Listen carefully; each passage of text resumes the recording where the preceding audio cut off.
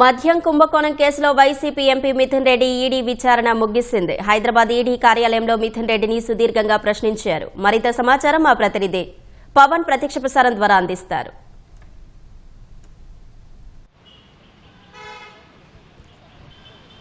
AP మద్యం కుంభకోణం కేసులో వైసీపీ ఎంపీ మిథున్ రెడ్డిని ఈడీ అధికారులు దాదాపు 7 గంటల పాటు విచారించారు. ఇవాళ ఉదయం 11 గంటలకు ఆయన హైదరాబాద్లోని ఈడీ కార్యాలయానికి చేరుకున్నారు. 6 గంటలకు ఇప్పుడే ఆయన కాసేపటి క్రితమే ఈడీ కార్యాలయం నుంచి బయటకు వెళ్లిపోయారు. మధ్యాహ్నం 2 గంటల 45 నిమిషాలకు భోజన విరామం మినహాయిస్తే ఆ తర్వాత మళ్లీ విచారణ తిరిగి ప్రారంభించారు అధికారులు. దాదాపు 7 గంటల సేపు కూడా ఆయన ఈడీ కార్యాలయంలోనే ఉన్నారు. భోజనం విరామం మినహాయిస్తే దాదాపు 6 గంటలకు పైగా కూడా ఆయనను విచారించారు ఈడీ అధికారులు.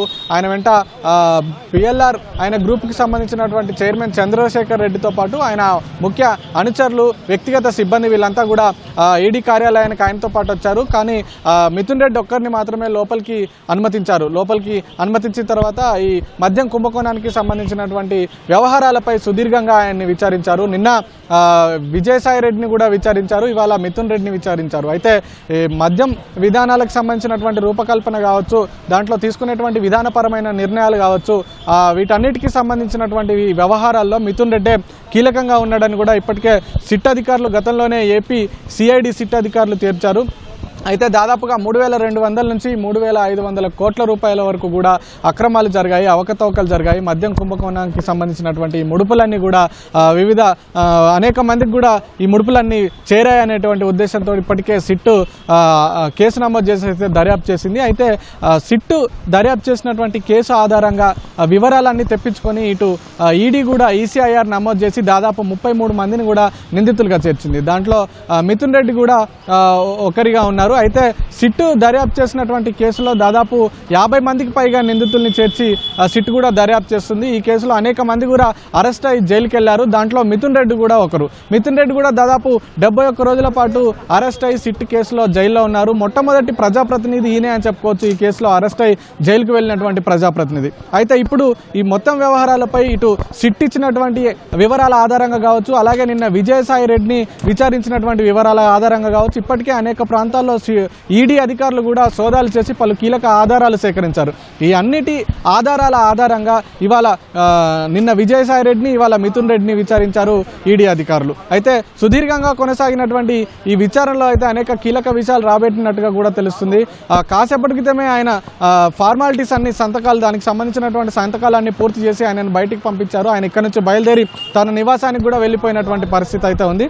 అయితే ఈ 7 గంటల పాటు సాగిన విచారణలో ఈ 2019 నుంచి 24 వరకు సాగినటువంటి ఈ మద్యం విధానానికి సంబంధించి ఎక్కడెక్కడ ఏ పెట్టుబడులు పెట్టారు, ఏ కంపెనీల్లో పెట్టుబడులు పెట్టారనేటువంటి వివరాలను కూడా అడిగి తెలుసుకున్నారు. ఎందుకంటే ఏ కంపెనీల్లో పెట్టుబడులు పెట్టారు, అందులో పెట్టుబడులు పెట్టినటువంటి డబ్బు ఏ రకంగా సమకూరింది, మద్యం ముడుపుల ద్వారా వచ్చిందా లేదా ఇతర మార్గాల ద్వారా వచ్చిందా, దానికి సంబంధించినటువంటి ఆధారాలు, వివరాలు ఏంటి అనేటువంటి కూడా పూర్తి స్థాయిలో విచారించినట్టుగా కూడా మనకు సమాచారం అందుతుంది. అయితే ఈ కేసులో రాజకేశరెడ్డితో పాటు ఇటు మిథున్ రెడ్డి కూడా కీలకంగా వ్యవహరించారని చెప్పుకోవచ్చు. ఎందుకంటే మద్యం విధానానికి సంబంధించినటువంటి విధాన రూపకల్పనలో కావచ్చు, అలాగే ఇతర కీలకమైనటువంటి నిర్ణయాల్లో కావచ్చు, ఈ మొత్తం ముడుపులకు సంబంధించినటువంటి డబ్బంతా కూడా అంతిమ లబ్ధిదారు అయినటువంటి బిగ్ బాస్కు చేర్చడంలో కావచ్చు మిథున్ రెడ్డి కీలకంగా వ్యవహరించారని ఇప్పటికే సిట్ అధికారులు ఇదే విషయాన్ని తేల్చారు. ఇదే విషయాన్ని ఈడీ అధికారులు కూడా గుర్తించారు. సో ఇవన్నిటి నేపథ్యంలో కూడా ఈడీ అధికారులు ఇవాళ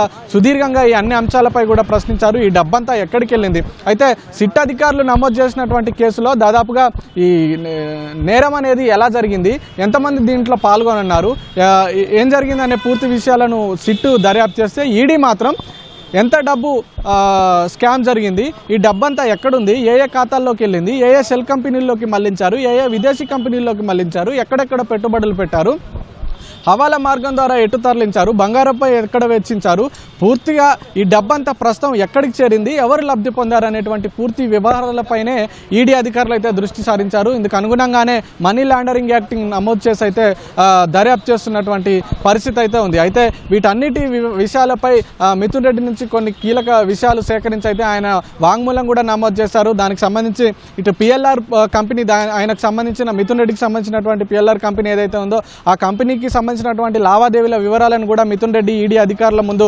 ప్రవేశపెట్టినట్టుగా కూడా తెలుస్తుంది. అయితే ఇటు విజయసాయి రెడ్డిని విచారించారు నిన్న, ఈ రోజు మిథున్ రెడ్డిని విచారించారు. మరి అంతిమ లబ్ధిదారు అయినటువంటి బిగ్ బాస్ లెక్క తేలిందా లేదా అనేది అయితే తెలియాల్సి ఉంది. ఈ అంతిమంగా లబ్ధి చేకూర్చి ఎవరికి ఎంత లబ్ధి చేకూర్చింది, ఆ డబ్బంతా కూడా గత అసెంబ్లీ ఎన్నికల్లో ఎలా వినియోగించారు, ఎంత ఖర్చు చేశారు అనేటువంటి ఈ వివరాలపై కూడా ఈడీ అధికారులు అయితే కూపీలాగారు. మొత్తానికి 7 గంటల పాటు సుదీర్ఘంగా సాగినటువంటి ఈ విచారణలో అయితే కీలక విషయాలు రాబట్టారు. ఈ కేసులో దాదాపు 33 మందిని కూడా నిందితులుగా చేర్చారు ఈడీ అధికారులు. మరి వీళ్ళందరికీ కూడా నోటీసులు ఇచ్చి విచారిస్తారా, తదుపరి చర్యలు ఎలా ఉంటాయి అనేటి కూడా తెలియాల్సి ఉంది. ప్రస్తుతం అయితే ఈడీ అధికారులు విచారణ ముగించుకొని అయితే మిథున్ రెడ్డి ఇక్కడ నుంచి తన నివాసానికి అయితే బయలుదేరి వెళ్లారు. Over to you.